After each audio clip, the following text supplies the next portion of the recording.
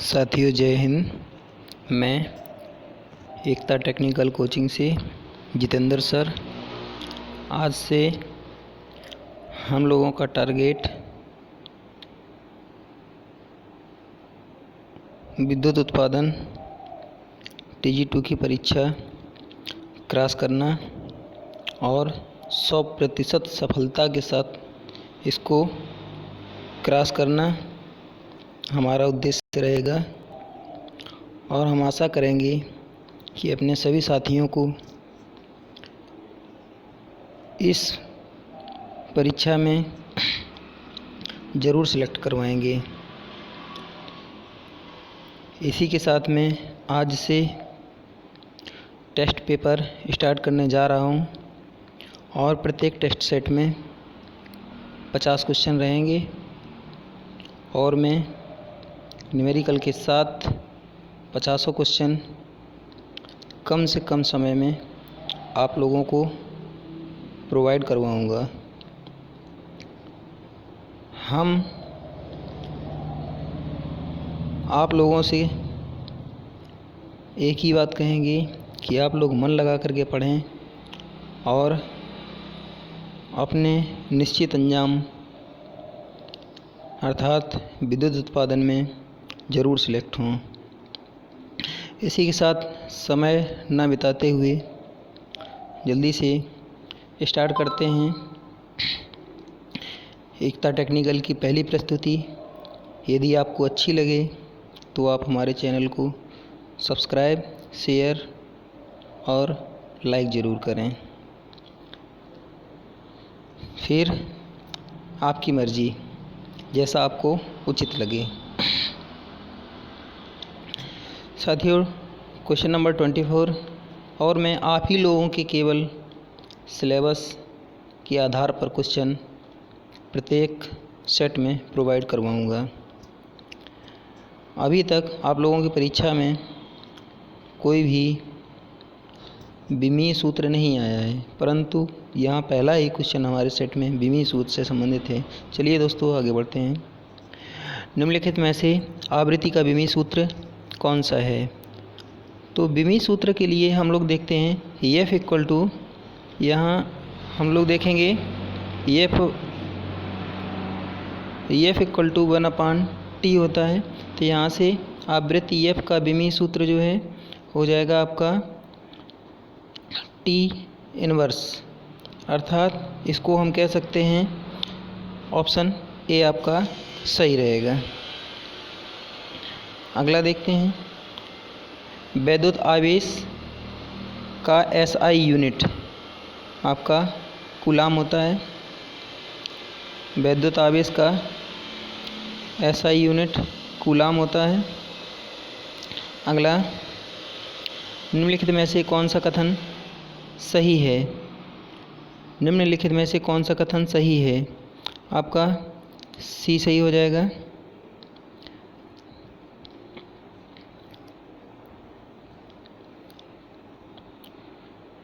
अगला क्वेश्चन, जब 4 ओम के एक प्रतिरोध में से 5 एम्पीयर की विद्युत धारा प्रवाहित की जाती है तो इसके द्वारा खपत की गई शक्ति हम लोग निकालेंगे P equal to I² R से। दोस्तों हो जाएगा P इक्वल टू 5² इंटू 4। आपका जवाब हो जाएगा 25 × 4 100। डी ऑप्शन सही है। अगला, चालकता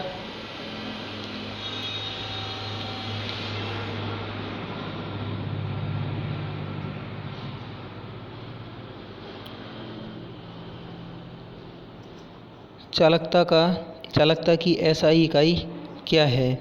चालकता की SI इकाई सीमेंस होती है, सीमेंस प्रति मीटर। सी ऑप्शन आपका सही है। अगला, क्वेश्चन नंबर 30, चालकत्व की SI इकाई क्या है? 30 का सी सही हो जाएगा, सीमेंस होती है। अगला 31, किसी इलेक्ट्रॉन पर कितना आवेश होता है? किसी इलेक्ट्रॉन पर कितना आवेश होता है? ए ऑप्शन आपका सही हो जाएगा। आवेश आप लोग निश्चित ही जानते ही होंगे, 1.602 इंटू 10⁻⁻19 होता है। अगला, विद्युत ऊर्जा का 1 जूल किसके बराबर होता है? बी ऑप्शन आपका सही हो जाएगा, वाट सेकेंड। बी ऑप्शन आपका सही है, वाट सेकेंड। अगला, सबसे अधिक गतिशील चार्ज कैरियर हैं, इलेक्ट्रॉन होते हैं दोस्तों, इलेक्ट्रॉन होते हैं। अगला 40 नंबर, किसी बिंदु पर आवेश प्रवाह की दर ए धारा होती है। किसी बिंदु पर आवेश प्रवाह की दर धारा होती है, पहला ऑप्शन सही है। अगला, कंडक्टर अर्थात चालक के निम्नलिखित किस गुणधर्म के कारण धारा प्रवाह होती है? कंडक्टर के किस गुणधर्म के कारण धारा प्रवाह होती है? तो ये होती है चालकता। 43 का सी सही हो जाएगा आपका, 43 सी सही हो जाएगा। अगला, निम्न में से किस उपकरण में डीसी धारा की आवश्यकता होती है? आपका डी ऑप्शन सही हो जाएगा सभी में, क्योंकि टेलीफोन, रिले और टाइम स्विच सभी में डीसी सप्लाई की ज़रूरत पड़ती है। अगला है, 1 एंगस्ट्रॉम किसके बराबर होता है? 10⁻⁻10। अगला, एक थर्मिस्टर में प्रतिरोध ताप के मान का गुणांक होता है। 48 का आपका सी सही हो जाएगा। अगला, 100 वोल्ट स्रोत के आर पार 20 ओम का प्रतिरोध लगा है, तो उसके द्वारा शक्ति व्यय कितनी होगी? P = V²/R, 100 × 100। P बराबर P = V²/R, यहाँ हो जाएगा P = 100² 20, अर्थात आपका आंसर हो जाएगा P = 500 वाट। बी ऑप्शन सही है। अगला, निम्न में से किसकी गतिशीलता उच्च होती है? सी ऑप्शन आपका सही है, इलेक्ट्रॉन की। अगला, 1 वोल्ट किसके बराबर होता है? पहला ऑप्शन सही है, जूल प्रति कूलम। पहला ऑप्शन सही है। अगला, 1 वाट घंटा किसके तुल्य होता है? तो इसके लिए हम लोग सॉल्व करेंगे। 1 वाट घंटा बराबर हो जाएगा आपका 3600 बराबर 3.6 इंटू 10⁻³ सी ऑप्शन आपका सही है। अगला, निम्नलिखित में से किस भौतिक इकाई की एमकेएस और एसआई प्रणाली में समान इकाई होती है? डी ऑप्शन आपका सही हो जाएगा।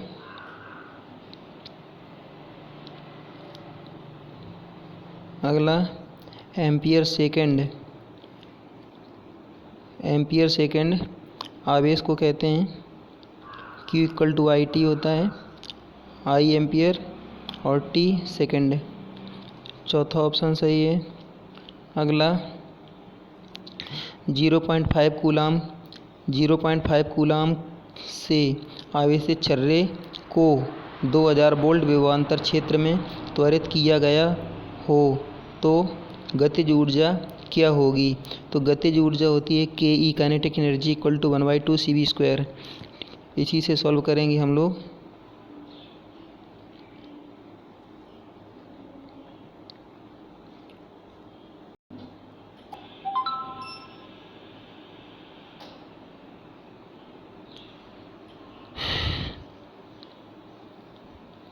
K E equal to 1/2 CV²।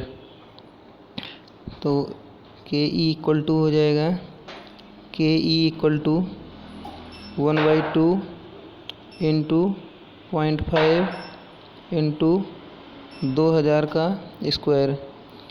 तो यहाँ पर हो जाएगा आपका ऑप्शन बी सही। आगे किस तार की प्रतिरोधकता किसी तार की प्रतिरोधकता निर्भर करती है। 59 का हो जाएगा आपका ए पदार्थ पर। अगला 1 न्यूटन मीटर के बराबर है 1 न्यूटन मीटर के बराबर है। इसका ऑप्शन आपका सी सही हो जाएगा 1 जूल के। अगला 1 जूल प्रति कूलाम किसकी इकाई है। जूल प्रति कूलाम विभव की इकाई होती है। बी ऑप्शन आपका सही है। अगला 120 कूलाम आवेश को 5 वोल्ट से गुजारने के लिए आवश्यक ऊर्जा। इसको W इक्वल टू QV से सॉल्व करते हैं। W इक्वल टू QV, तो यहाँ पर दोनों संख्याओं का मल्टीप्लाई कर देंगे 120 गुणे 5, तो ये हो जाएगा 12 पंचे 60 600। आपका बी ऑप्शन सही हो जाएगा। अगला वाट शक्ति की इकाई होती है। आप सभी लोग जानते ही होंगे निश्चित रूप से, वाट शक्ति की इकाई होती है। अगला विद्युत ऊर्जा की SI इकाई विद्युत ऊर्जा की SI इकाई डी ऑप्शन आपका सही हो जाएगा, जूल होती है। अगला अर्ग ऊर्जा की इकाई होती है। ए ऑप्शन आपका सही है। अगला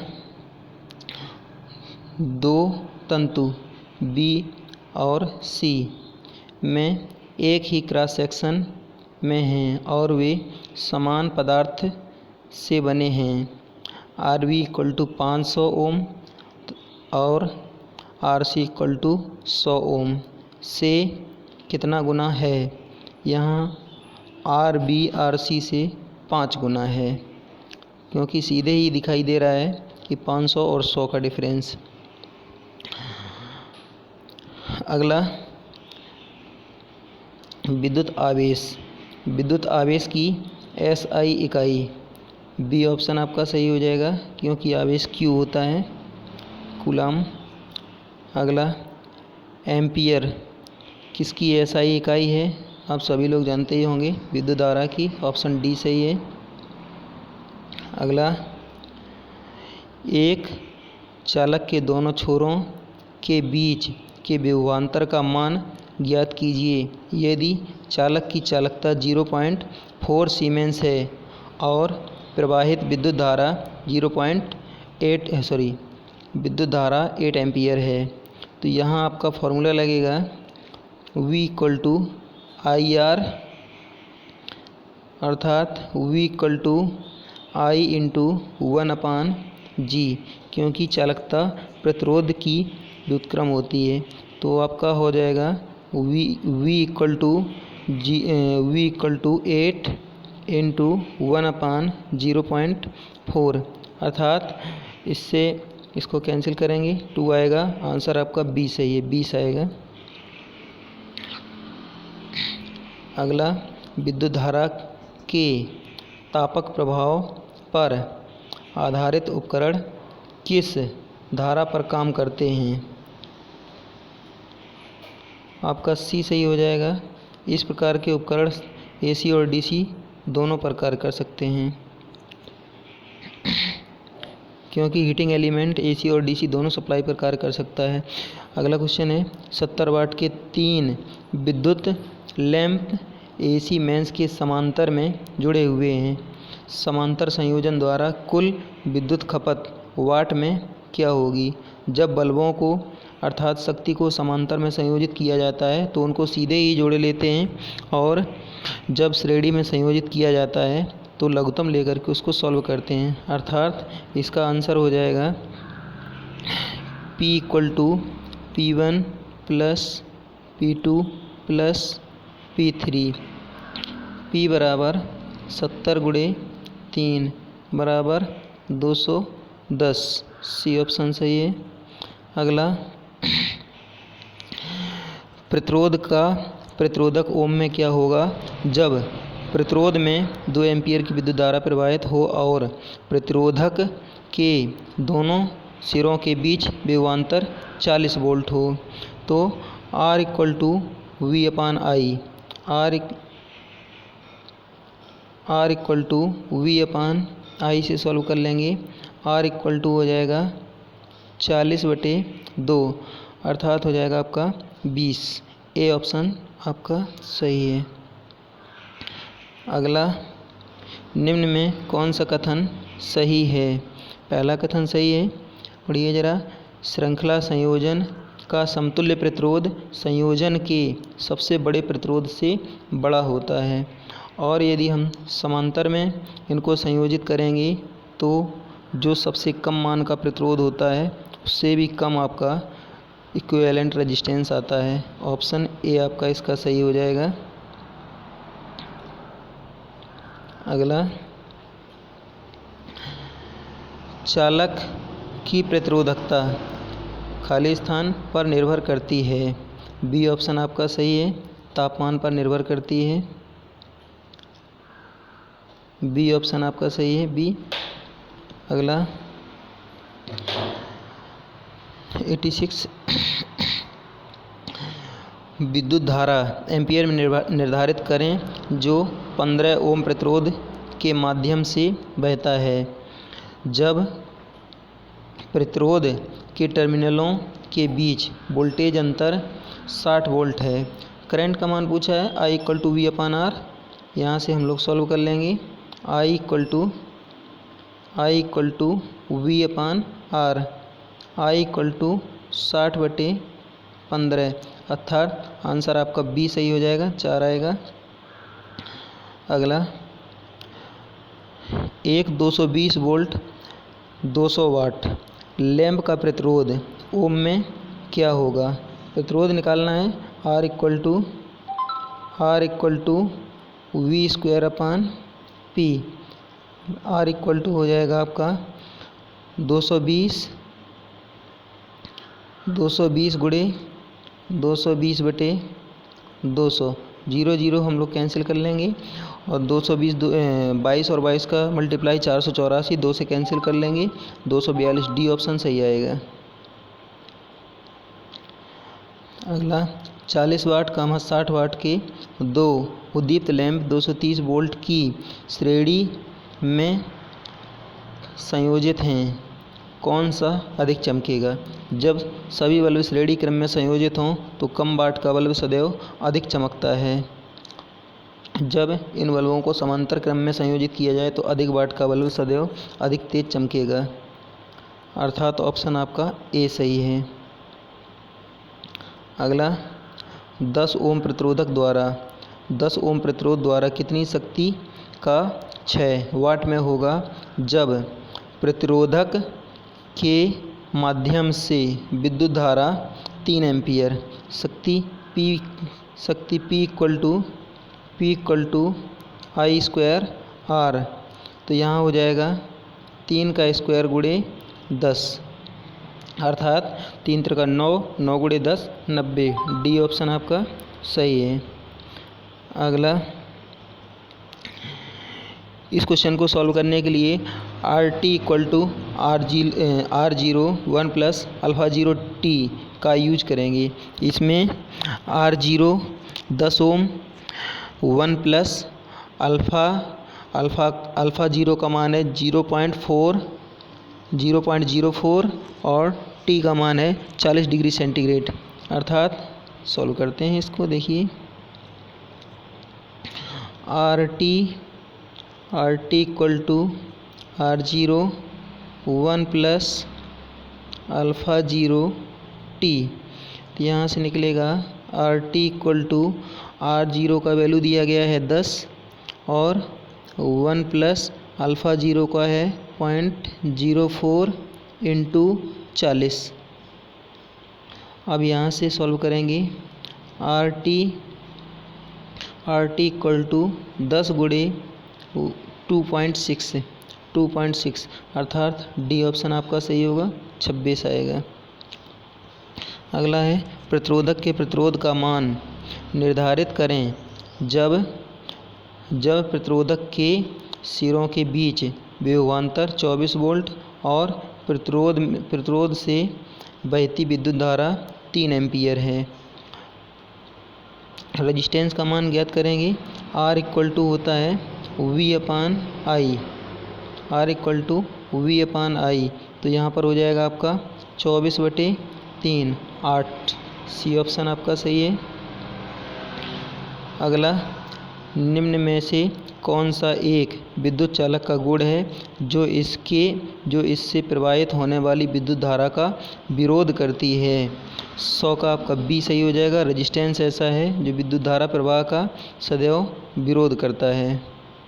बी ऑप्शन आपका सही हो जाएगा। अगला देखें,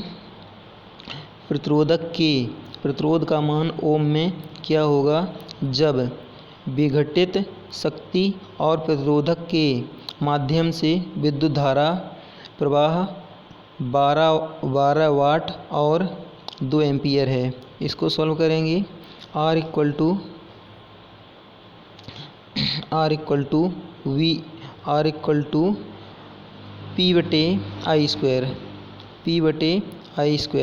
R इक्वल टू हो जाएगा 12/2 का स्क्वायर अर्थात 4। आंसर आएगा आपका 3। डी ऑप्शन आपका सही है। अगला देखिए, यदि एक 220 वोल्ट के लैंप का प्रतिरोध 100 ओम है तो शक्ति P इक्वल टू V²/R से सॉल्व करेंगे। 484 आएगा आपका। P इक्वल टू V²/R से सॉल्व करेंगे तो P इक्वल टू हो जाएगा 220 का स्क्वायर बटे 100। सॉल्व कर लेंगे। 484 सी ऑप्शन आपका सही है। अगला देखेंगे, निम्न परिपथ में विद्युत धारा I का मान एम्पियर में क्या होगा। सबसे पहले इक्विवेलेंट रेजिस्टेंस निकालेंगे हम लोग, उसके बाद करंट का वैल्यू निकालेंगे। तो रेजिस्टेंस आपका निकलेगा R इक्वल टू, ये दोनों समांतर में हैं, हम लोग लिखेंगे 8 गुणे 8/8 प्लस 8 और यहाँ पर प्लस हो जाएगा 4 प्लस 2। R इक्वल टू निकलेगा आपका 4 plus 4 plus 2। R equal to हो जाएगा आपका 10। अब यहाँ से हम लोग I इक्वल टू निकालेंगे। I इक्वल टू V/R अर्थात हो जाएगा आपका 40/10। 4 आपका सही हो जाएगा। बी ऑप्शन आपका सही है। अगला देखें, अगला है 50 वाट 5 ओम लोड के लिए आपूर्ति वोल्टेज का मान है। तो यहाँ पर V वोल्टेज का वैल्यू निकालेंगे तो हो जाएगा आपका V इक्वल टू